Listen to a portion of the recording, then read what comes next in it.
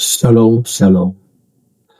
Que le Seigneur vous bénisse. Nous voulions parler ce soir ici en bref sur l'exposé de cette sourate. Comme le prophète nous dit, dans le message, le 7e sceau, au paragraphe 77 et le paragraphe 78, il nous montre que les sceaux ont progressé depuis la Genèse. Vous trouvez qu'il y a les 7 sceaux là-bas, Genèse, chapitre 2, chapitre 3, et ces sceaux, même le 7e sceau, ont évolué progressivement depuis la Genèse. Donc, nous comprenons que Moïse a parlé des sceaux, et si nous venons dans le livre de Matthieu, chapitre 24, notre Seigneur Jésus a parlé aussi de sceaux. Et si nous allons dans Apocalypse, chapitre 6, nous voyons l'apôtre Jean parler de 7 sceaux. Et les 7 sceaux, dans le naturel, les 7 sceaux dans le spirituel, et les 7 sceaux dans un symbole, et les 7 sceaux dans la réalité avec le messager William Marion Branham. Alors, comme les 7 sceaux se révèlent dans la Genèse, les 7 sceaux se révèlent dans le livre de Matthieu, les 7 sceaux se révèlent dans le livre d'Apocalypse, et les 7 sceaux ont été ouverts par l'ange, par Christ lui-même, et il les a révélés au 7e messager, qui est le messager du temps de la fin, William Marion Branham, bien sûr, pour qu'il puisse révéler ça à son peuple. Donc tout ça, c'était scellé dans le livre de la rédemption, qui était le type de livre, de titre de propriété du livre de Jérémie, chapitre 32, verset 9 à verset 14. Vous trouvez que tout était caché dans le vase de terre. Et ce vase de terre, c'est Christ.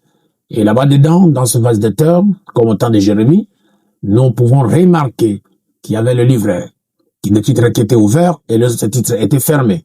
Ce qui était ouvert en rapport avec l'Ancien Testament et ce qui était fermé en un rapport avec le livre de la Rédemption, qui est le Nouveau Testament. Et quand le messager arrive, il nous révèle ces sceaux en bref, ou bien il nous donne l'exposé de ces sceaux, comme nous pouvons en parler aujourd'hui. Premier sceau révèle la nature séduisante du diable. Le deuxième sceau révèle la nature guerrière du diable.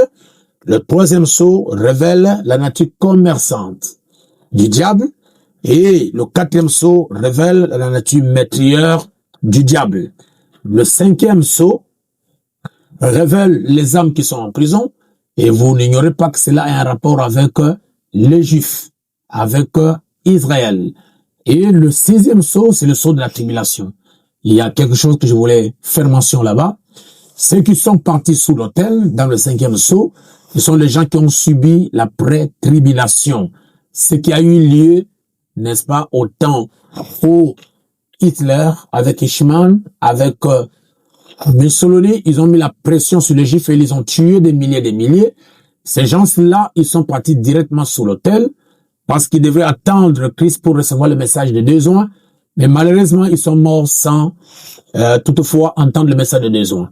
Donc, ils sont partis sur l'autel et ces gens-là, ils sont habillés en robe blanche pour que le Seigneur Jésus puisse, n'est-ce pas, les recevoir. C'est pourquoi, premier sceau, la séduction, la nature séduisante du diable. Deuxième sceau, la nature guerrière du diable. Troisième sceau, la nature commerçante. Quatrième sceau, la nature meurtrière du diable.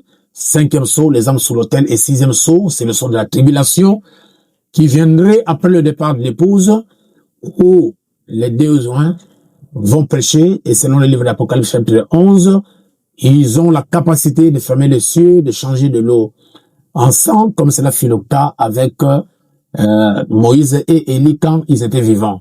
Donc, il est vrai que c'est leur ministère qui sera opérationnel encore sur la terre au travers de cet esprit d'Élie et l'esprit de Moïse.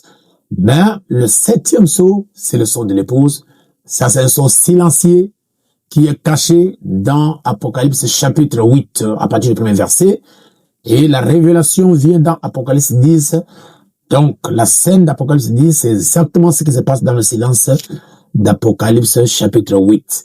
Et nous en avons parlé et nous y reviendrons pour ceux qui seront dispo de nous écouter à partir de dimanche prochain, où nous allons parler sur le grand secret de ce sceau silencieux qui est le sceau, n'est-ce pas, de l'épouse, Apocalypse chapitre 8.